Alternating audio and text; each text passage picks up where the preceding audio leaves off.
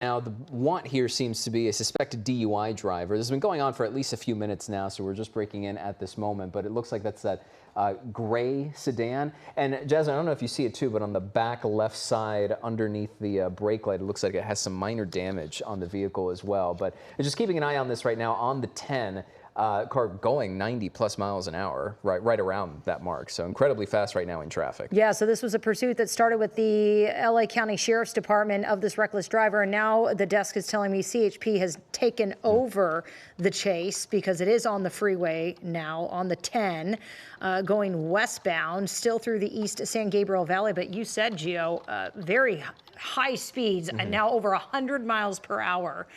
And again, this started with the reckless driver, a possible DUI. So who knows how this all happened, if, they just started chasing him or, where exactly they spotted him, I guess, and then handed it off to CHP. And especially the dynamic obviously becomes that much more dangerous in any situation given a reckless driver, but add in the possibility of suspected DUI as well, and having that impairment just makes you worry even more about what's going on. Normally when we're keeping an eye on these pursuits and it's on the freeway here, you have a little bit more space to operate. Obviously, there's a lot of traffic, it being a Saturday night, and you have those speeds of close to 90, 100 miles an hour. The hope is that they're going to get it under control because right now there is no...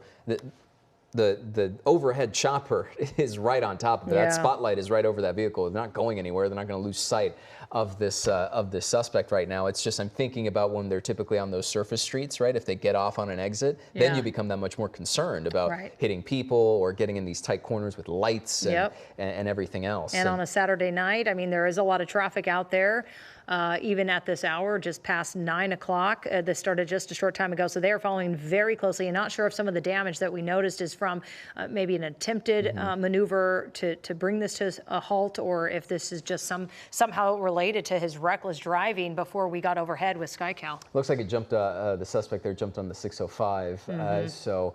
There was a moment briefly after getting off of that exit there to the 605 where there was a congestion, at least a little bit of it, where things slowed down quite a bit. But this driver just taking every opportunity to find the closest exit and just keep it going. But you see CHP directly, like right behind, at least one unit directly behind the suspect's vehicle, and at least a few more behind. But and we'll see if they're going to attempt something here. He is that's what I was thinking. Flying past cars on the side of the freeway there on the 605 northbound.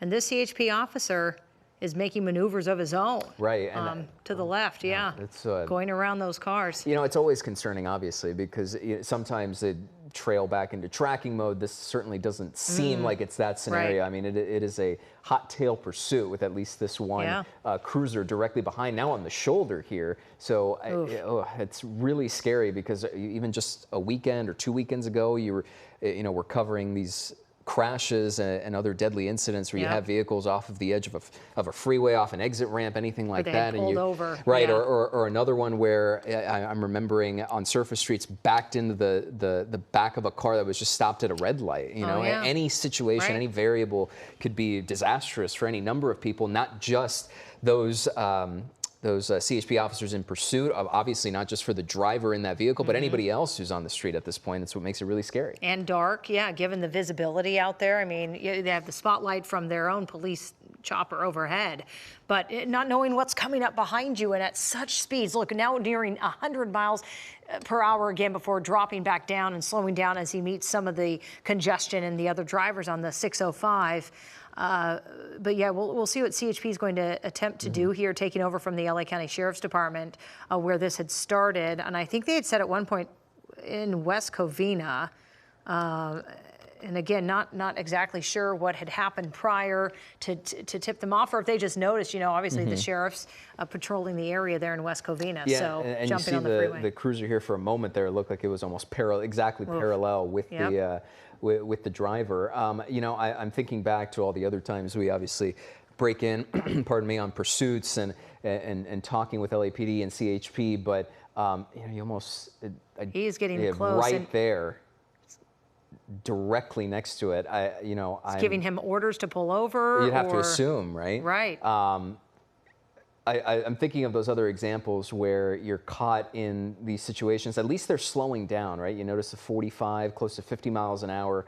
So certainly much better than the 90, close to 100, right? Right. It looks like a SkyCal trying to maintain its connection there, but this is at least somewhat of a good sign. But what I was going to bring up was that when I'm basing off of all these conversations that we have with law enforcement, you know, if you're caught on the surface streets, right, you get a lot of going in circles, right, because they're familiar with the areas. But then when you're stuck on the freeway, the alternate is this could go on for a long amount of time, right? Because you have just this stretch, right? You can start on the 10, you can get to the 605 and just get anywhere else because there's so much traffic to cover, and you can just maintain these speeds for a while, and then just like that, we're back up to 90 miles an hour right now. And he did not, obviously, or he or she, whoever's behind the wheel, not even trying to heed the warnings of these HP officers and pulling over in a safe manner. You know, you hope for that outcome. Maybe this person is, you know, as we mentioned, DUI, wasn't aware of what's going on. But yeah, obviously you know, flying down the freeway at 80, 90, 100 miles per hour. The only positive in terms of just the last few minutes when we've been keeping our eye on this is that what you notice from SkyCal right now, it's just the two vehicles, right? It's just the CHP Cruiser, it's just the suspected DUI driver here, and not seeing a lot of other traffic, at least in the immediate moment. Obviously, you see one or two there, but you know, it's just you start getting even more tense once you start noting 1, 2, 3, 4, 5, 6, 7 plus more cars right around the immediate area and start weaving back and forth. That's when things start getting really nerve-wracking. Well, we have an expert on the phone, David Avila, with the former LAPD officer. David, and good evening to you. And here we are over another police chase through the San Gabriel Valley. What's your take on this one so far? A reckless driver is what we know. Oh, Jasmine Geo. Yeah, this guy, I tell you what, I've been watching this thing, and it's been some strange activities. It shows you the difference between the taxis from LAPD and CHP. LAPD would not ever pull up next to the pursuing vehicle, the vehicle that they're pursuing. As far as the driving, and it looks like they're going to be getting off the freeway, maybe transitioned. But like I've always said before, it's freeway streets, no matter what, they're always dangerous, fast or slow. But this one here, if it stays on the freeway, you know, I feel a little more comfortable with that. So CHP will stay on top of them. They'll get the air unit overhead, and they'll just keep following it. Well, now they've exited onto those surface streets that we were worried about just now, jumping onto East Central. David, you did say the tactics. I was waiting for, I mean, would they do a pit maneuver at any point? Now that it's surface streets, it's more dangerous. Yeah, you know, I haven't seen them do a pit maneuver unless it's really empty, and I think what you had mentioned that there wasn't that many vehicles on the freeway.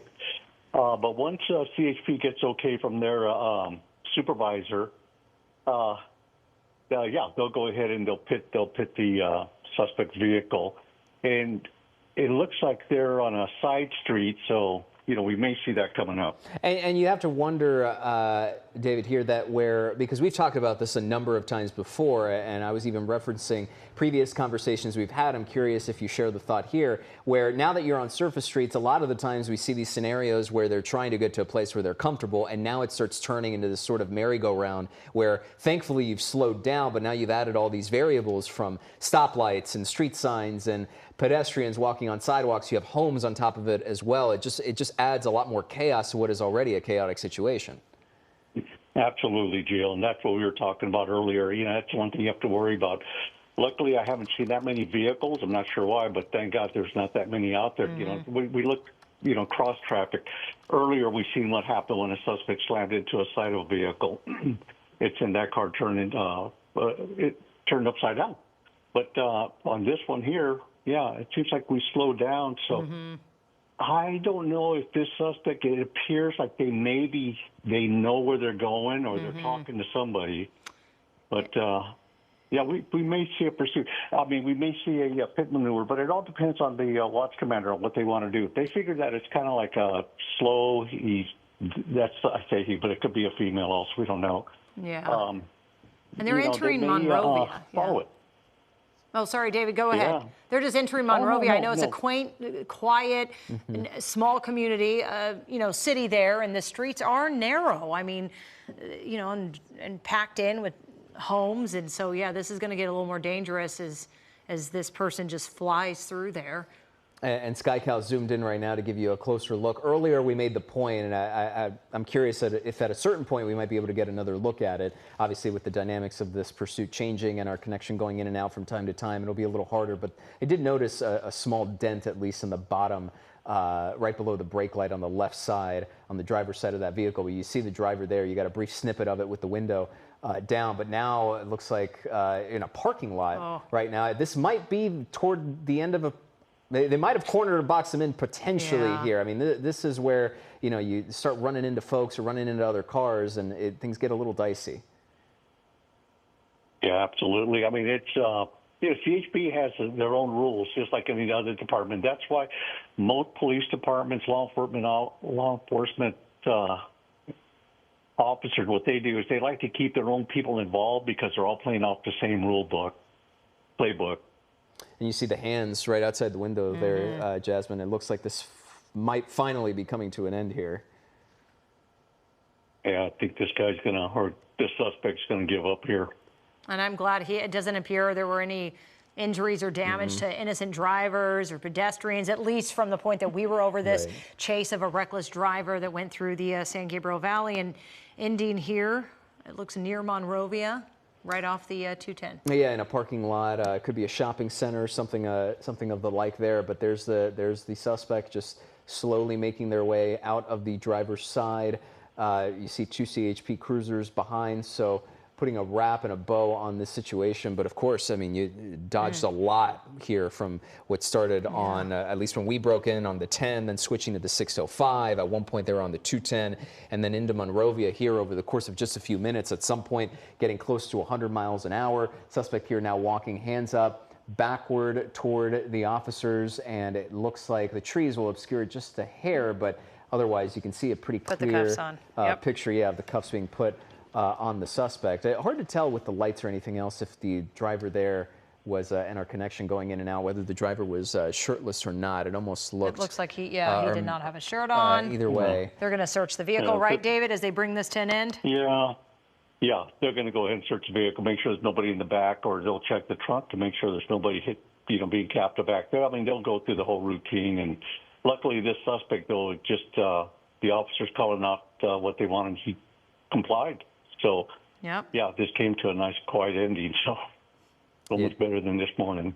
He's checking the vehicle right now. It doesn't look like anybody else is inside. Obviously, check the trunk as well. But I mean, just fortunate, really, considering everything that we saw in just a few minutes or so, from the incredibly high speeds to the traffic, and then the surface streets, and running through a number of stop signs and lights and everything else before closing in and finishing up on this in this parking lot. But a suspected DUI driver taken into custody here now, which you saw, what started off as an LA County Sheriff's Deputy pursuit, then shifting over to CHP, now coming to an end here. Dave, we also want to thank you for your time this evening. We certainly appreciate you giving us a few minutes on a Saturday night. Yeah, no problem at all. Anytime. And, and we'll be right back here on KCAL News as we see the end of this police chase.